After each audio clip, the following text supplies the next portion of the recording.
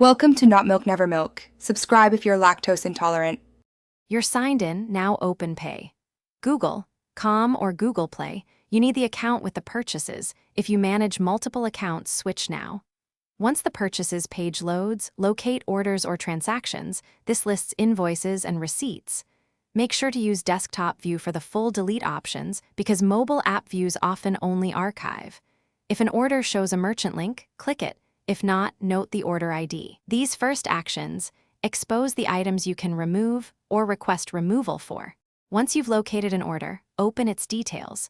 Google often stores it under Orders, Subscriptions, or Google Play Purchases. Click the three-dot menu or more to reveal remove or delete options. Some entries let you hide them from your activity rather than fully erase.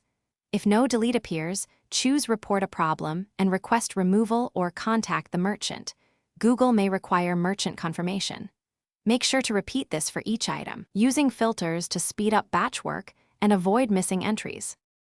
After removing items, clear your browser cache, then sign out and sign in to confirm the purchase history reflects your changes.